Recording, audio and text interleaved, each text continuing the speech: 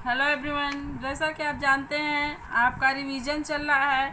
तो मैंने first chapter का एक्सरसाइज कल आपको रिवाइज करवाया था।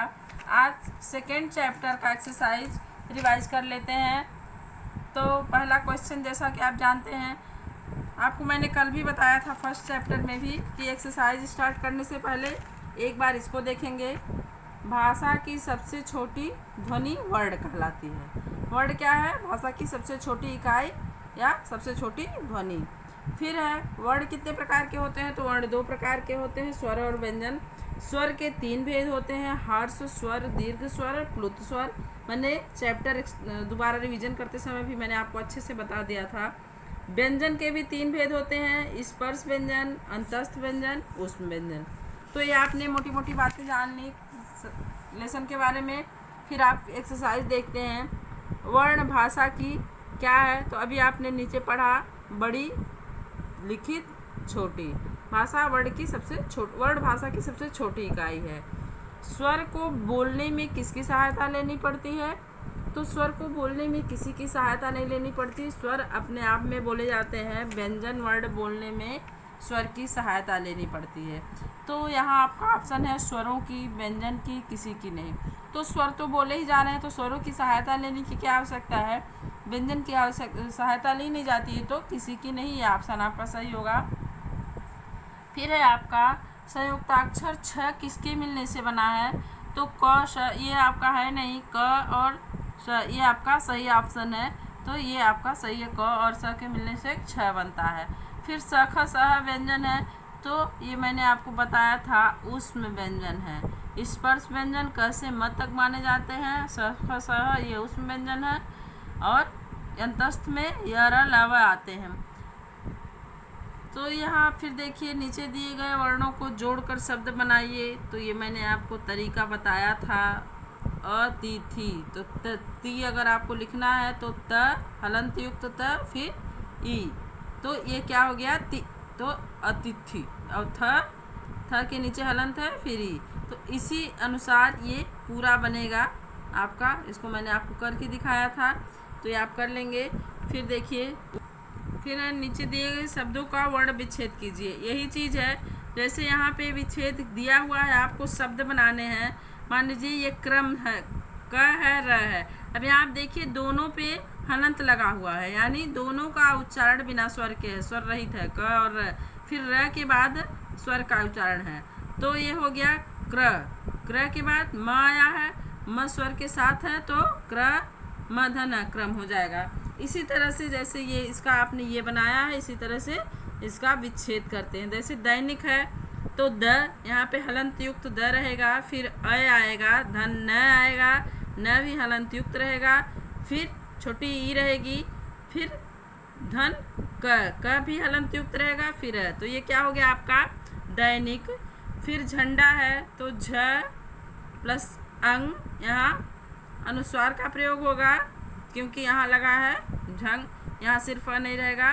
फिर ड है हलंत युक्त, फिर आ, तो ये क्या हो गया? झंडा।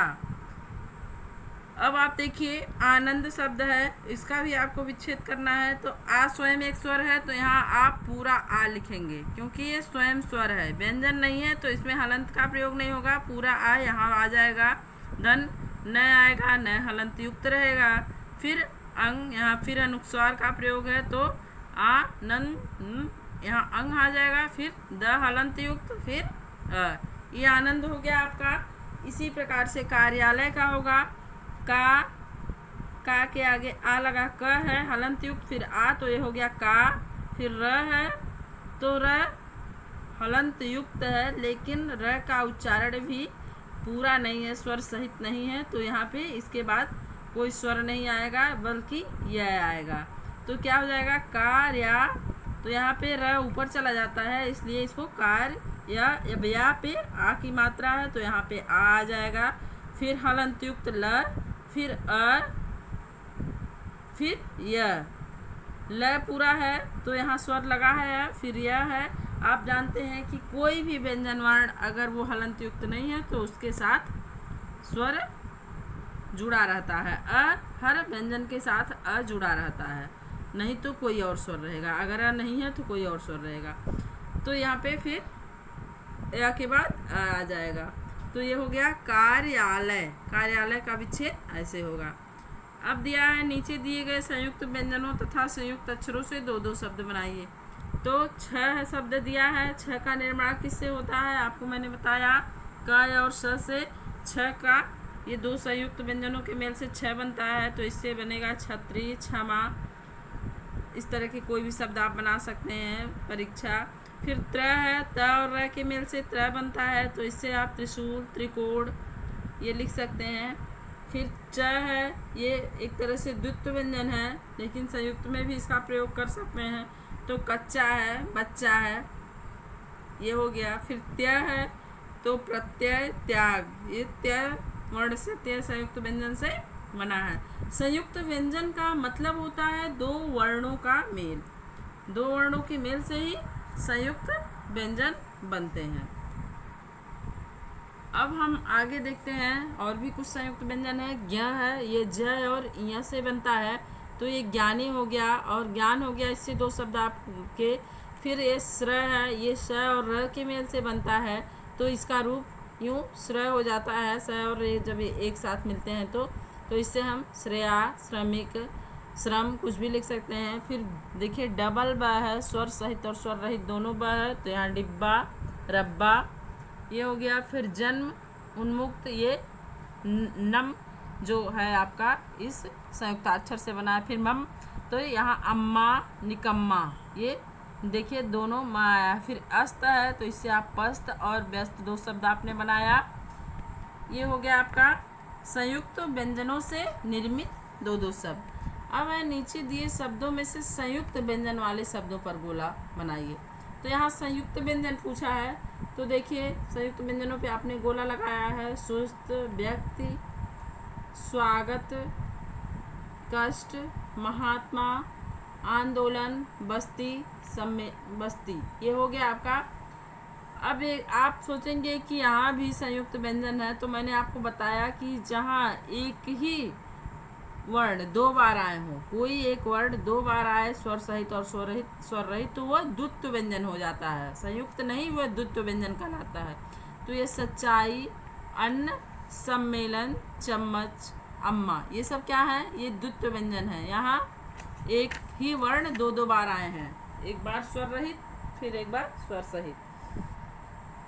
तो ये हो गया आपका। अगर आप ऐसे सोचेंगे तो आपको सारे पे गोला करना है, अगर इस तरह से आप संयुक्त मान लेंगे तो। लेकिन ये द्वित्व व्यंजन है, इनको आपको पहचानना है। एक ही वर्ण दो बार प्रयोग हुआ है तो वे द्वित्व व्यंजन हो जाते हैं।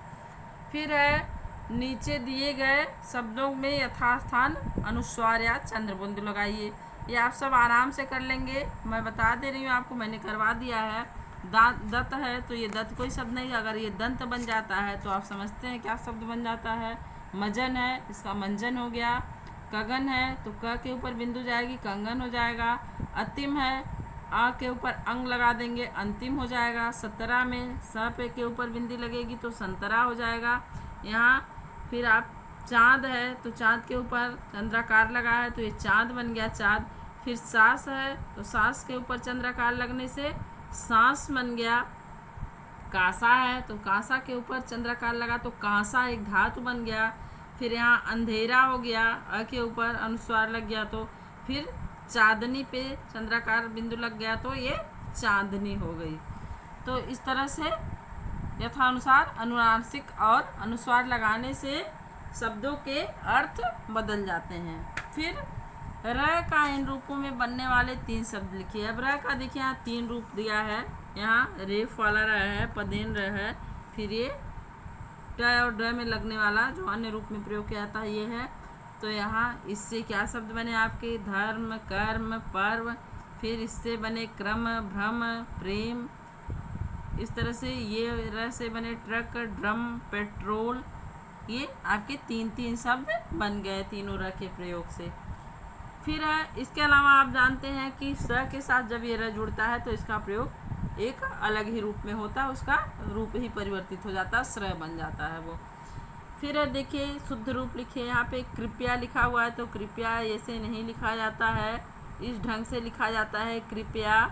फिर पूजनीय है, तो पूजनीय न होके पूजनीय होता है, यहाँ बड़े ऊ की मात्रा लगेगी। फिर यहाँ पे देखिए आशीर्वाद लिखा है, आशीर्वाद कोई शब्द नहीं होता बल्कि आशीर्वाद होता है। फिर अवश्य है, इसमें ये षटकोण वाला स न हो कि ये स होता है, तो ये अवश्य होगा। यहाँ देखिए दृश्य लिखा है, तो ये पहली बात तो द में ये र नहीं लगेगा, द्रि होता है। फिर स भी यहाँ पे गलत है, तो यहाँ दृश्य ये वाला दृश्य होगा।